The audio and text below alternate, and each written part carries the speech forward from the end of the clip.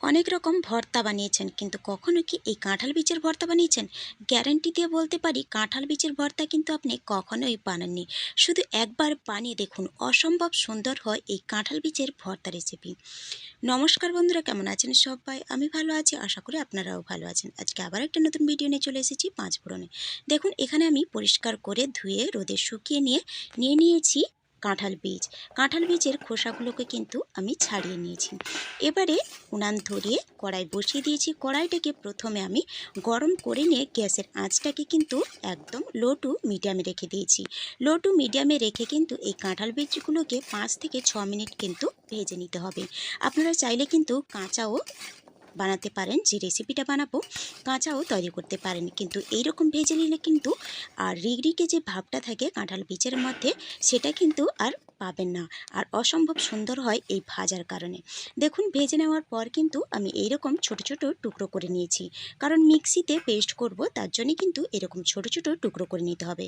মিক্সির জার নিয়ে নিয়েছি। মিক্সির জারের মধ্যে এবারে কাঁঠাল বীজগুলোকে দিয়ে কয়েকটি উপকরণ মেশাবো।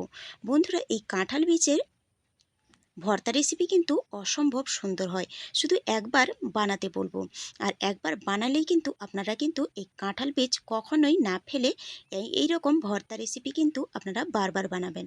দেখতেই পেলেন, একটা ছোট সাইজের পেঁয়াজ দিয়েছি, দুটো শুকনো লঙ্কা, একটা কাঁচা লঙ্কা, আর দিয়ে দিয়েছি হাফ ইঞ্চিরও আরও কম আদা, আর দিয়ে দিলাম চা চামচে 2 চামচের মতো গোটা জিরে। এবারে আমি এটাকে জল দিয়ে মিহি একটা পেস্ট তৈরি করে নেব। তবে জলটা একেবারে দিলে হবে না, বারে বারে জল দিয়ে কিন্তু এটাকে মিহি একটা পেস্ট তৈরি করে নিতে হবে। দেখুন, পেস্ট আমার হয়ে গেছে, আর অনেকটাই কিন্তু বেড়ে গেছে। তাই এটাকে আমি একটা পাত্রে ঢেলে নেব।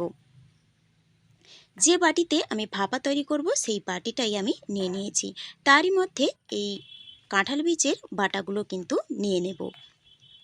গরম ভাতের সঙ্গে এটা থাকলে কিন্তু এই গরমের দিনে আর কিছু লাগবে না, এটা কিন্তু আমি বাজি ধরে বলতে পারি। দেখুন, অনেকটাই কিন্তু হয়েছে। এবারে এর সঙ্গে আমি মিশিয়ে নেব পেঁয়াজ। একটা বড় সাইজের পেঁয়াজ আমি কুচিয়ে রেখেছিলাম, সেটাই একটু হাত দিয়ে ম্যাশ করে এর সঙ্গে মিশিয়ে নেব। পেঁয়াজটাকে কিন্তু যেরকম কাটা হয় সেরকমই কিন্তু আমি কেটে রেখেছিলাম। এবারে এর সঙ্গে আমি মিশিয়ে নেব স্বাদ মতো লবণ, আর দিয়ে দেব অল্প একটু হলুদের গুঁড়ো, আর দেব জাস্ট অল্প একটু চিনি। চিনিটা কিন্তু আপনারা চাইলে কিন্তু অ্যাভয়েড করতে পারেন। এটা আমি আমার পছন্দের জন্য দিয়েছি, কিন্তু দিতেই যে হবে তার কোনো মানে নেই। এবারে দিয়ে দিলাম চা চামচে 3 থেকে 4 চামচের মতো সর্ষের তেল। সর্ষের তেলটা দিলে কিন্তু এই টেস্ট, ভাপার টেস্ট সব সময়ের জন্য সুন্দর হয়।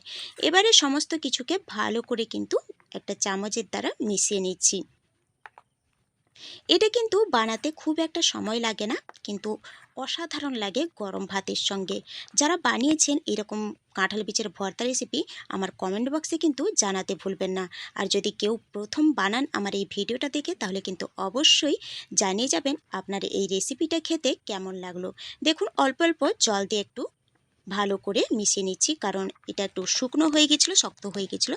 তাই অল্প একটু জল দিয়ে এই রকম থকথকে একটা ব্যাটার তৈরি করে নিয়েছি। দেখুন, এটা কিন্তু একদমই রেডি। আর কোনো কিছু দেব না, শুধু ওপর থেকে সাজানোর জন্য কয়েকটা কাঁচা পাকা লঙ্কা সাজিয়ে নেব। দেখুন, খুবই অল্প উপকরণ দিয়েই কিন্তু এই রেসিপিটা দুর্দান্ত হয়। যদি এই রেসিপিটা ভালো লাগে, তাহলে অবশ্যই বন্ধুরা লাইক শেয়ার কমেন্ট কিন্তু করতে ভুলবেন না। অবশ্যই লাইক শেয়ার কমেন্ট কিন্তু করে দিয়ে যাবেন। আপনাদের এই ছোট্ট ছোট লাইক শেয়ার কমেন্ট কিন্তু আমাদের ইন্সপায়ার করে পরবর্তী ভিডিও দেওয়ার জন্য। আর এই ভিডিওটা যদি নতুন কোনো বন্ধু দেখে থাকেন, তাহলে অবশ্যই আমার চ্যানেলটিকে সাবস্ক্রাইব করে পাশে থাকা বেল আইকনটি প্রেস করে অল নোটিফিকেশন করে দেবেন। তাহলে প্রত্যেক দিনের ভিডিও সবার আগে আপনার কাছে পৌঁছে যাবে। দেখতেই পেলেন, ঢাকনা লাগিয়ে দিয়ে কড়াইতে জল দিয়ে দিয়েছি, আর একটা স্ট্যান্ডকে উল্টো করে আমি রেখে দিয়েছি। স্ট্যান্ডটা এরকম স্ট্যান্ড কিন্তু সবার বাড়িতে এখন থাকে।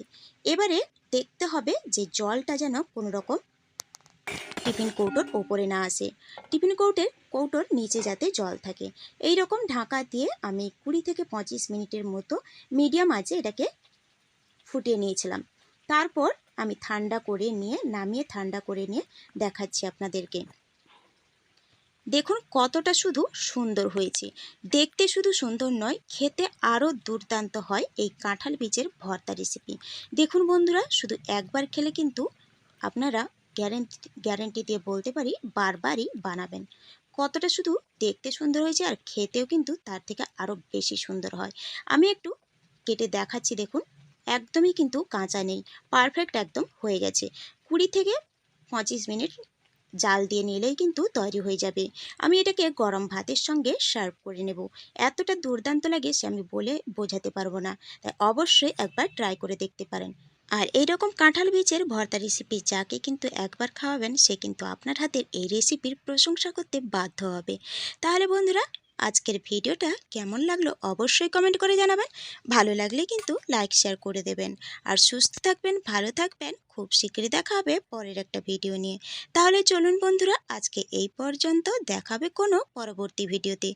ততক্ষণ পর্যন্ত সুস্থ থাকবেন। Thanks for watching my video.